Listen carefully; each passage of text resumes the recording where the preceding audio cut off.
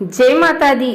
आइए सुनते हैं दशा माता व्रत कथा के 10वें दिन 10वीं कथा। चैत्र मास के कृष्ण पक्ष की 10वीं को दशा माता का पूजन एवं व्रत किया जाता है और दशा माता की कथा कहानी सुनी जाती है। होली के अगले दिन से ही इसका पूजन प्रारंभ हो जाता है, जो 10वें दिन समाप्त होता है। प्रतिदिन प्रातः स्त्रियां स्नान आदि करके पूजन की सामग्री लेकर पूजा करती हैं। सर्वप्रथम दीवार पर स्वास्तिक बनाती हैं, फिर मेहंदी और कुमकुम से 10-10 बिंदियां दीवार पर ही लगाते हैं। फिर पहले स्वास्तिक के रूप में गणपति जी का, फिर 10 बिंदियों के रूप में दशा माता की रोली, मूली, चावल, सुपारी, धूप, दीप, अगरबत्ती व नैवेद्य से पूजन करते हैं। पूजन के पश्चात प्रतिदिन दशा माता की कथा कहने व सुनने का विधान है। इस दिन एक समय भोजन करके व्रत रखने का विधान है।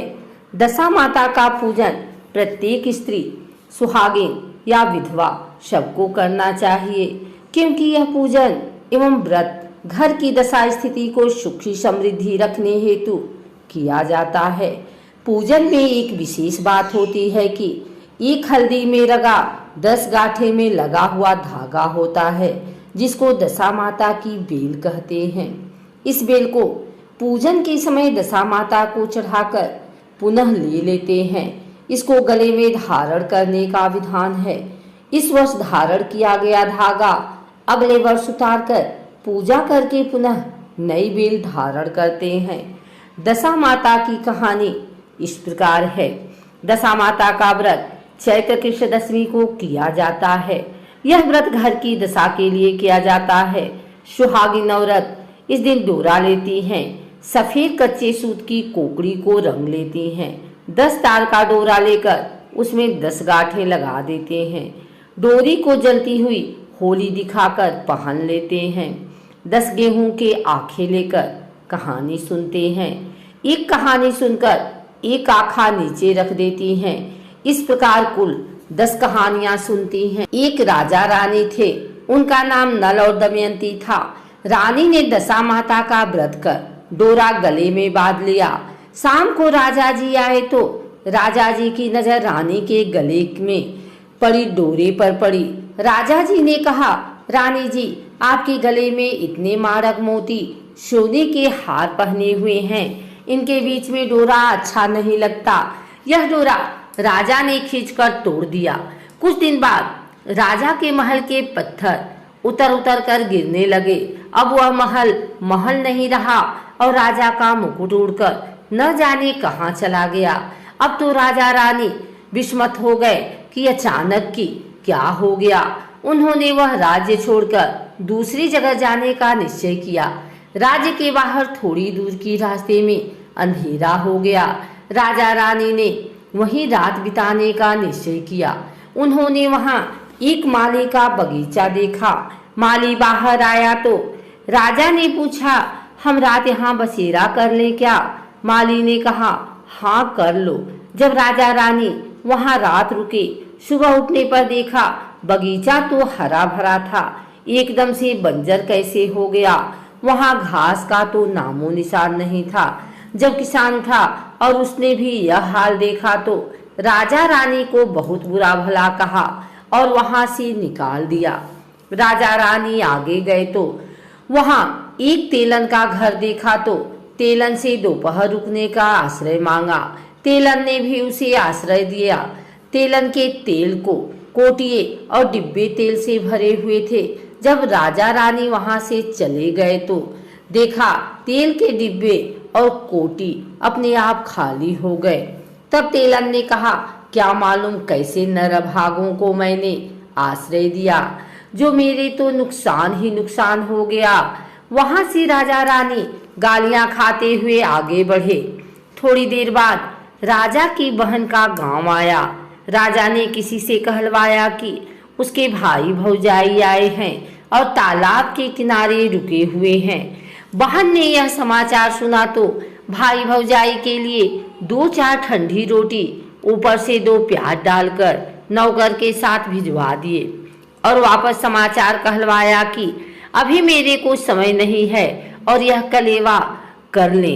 भाई भौजाई ने आपस में कहा, बहन का कोई कसूर नहीं, सब अपनी दशा का चक्कर है, अपनी दशा खराब है इसलिए सभी बैरी हो गए हैं। और दोनों ने रोटी और प्याज वहां पर खड्डा खोद कर गाड़ दिया। थोड़े और आगे गए तो राजा का दोस्त मिल गया और कहा कि मेरे घर चलो, और घर ले जाकर उनकी खूब खातिरदारी करी, चाय पानी पिलाया। और भाई दोस्त की घर की एक दीवार पर खूंटी पर एक हार लटका हुआ था, वहीं पर एक मोर बैठा हुआ था, उसने वह हार निगल लिया। राजा रानी वहां से रवाना हो गए। दोस्त की पत्नी ने देखा कि जो हार खूंटी पर टिका हुआ था वह वहां पर नहीं है। दोस्त की पत्नी ने कहा कि जिन्हें आपने घर पर बुलाया था उन्होंने मेरा हार चुरा लिया है। पति ने कहा कि मेरा दोस्त चोर नहीं है, गरीबी के कारण ले गया होगा।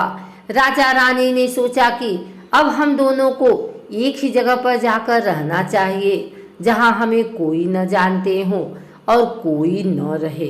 राजा रानी एक जंगल में चले गए। वहां पर राजा दिन में लकड़ियां की भारी भेजकर पैसों से आटा नमक मिर्ची आदि लाकर अपना गुजारा करते। एक दिन रानी ने राजा से कहा कि मैं दशा माता का व्रत करूंगी, मुझे कच्चा सूत का डोरा और कोकड़ी लाकर देना। दूसरे दिन राजा ने ज्यादा लकड़ियां इकट्ठी की और रानी के लिए कच्चा सूत और डोरी की गट्ठी भी ले आए। रानी ने कहा कि मुझे यह डोरा बनाना है और होली की झाल देखनी है, उसके बाद पूजा करनी है और कथा सुननी है। दूसरे दिन राजा पूजा पाठ की सामग्री ले आया और खुद पूजा की और कथा सुनी। और होली को देखने के लिए वह गांव से थोड़ी दूर आ गया जहां कुछ लोग रहते थे। वहां पर कुछ औरतें पूजा कथा कर रही थी। रानी ने कहा कि मुझे भी पूजा कथा करनी है और मेरा यह डोरा सफेद है, इसे रंगना भी है। औरतों ने कहा कि यहाँ पर बहुत रंग पड़ा है।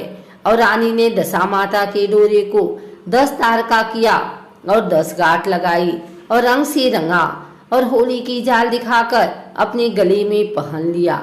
डोरे को गले में पहनते ही राजा की लकड़ियां चंदन की हो गई, जो बहुत महंगी बिकी। लकड़ियों का पैसा लेकर खुशी खुशी घर आए। रानी भी पीपल की पूजा कथा करके दशा माता की कहानी सुन के घर के लिए रवाना हो गई।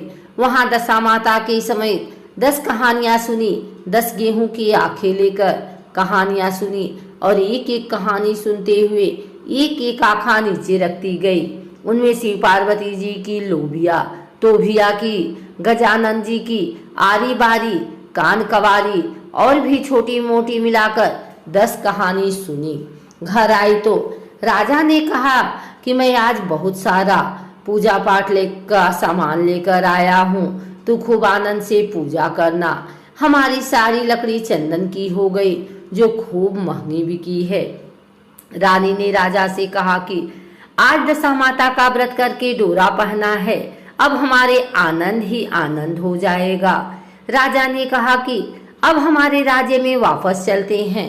राजा रानी वापस अपने राज्य की ओर चलते हैं तो रास्ते में पहले दोस्त के घर जाते हैं।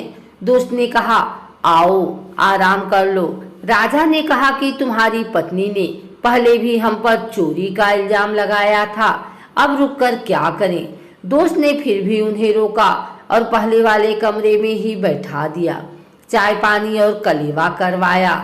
राजा रानी ने देखा कि जो खूंटी पर मोर बैठा हुआ था उसने वह हार वापस उगलना शुरू कर दिया। तो दोस्त को आवाज लगाई कि देख, तुम्हारा हार मोर वापस उगल रहा है।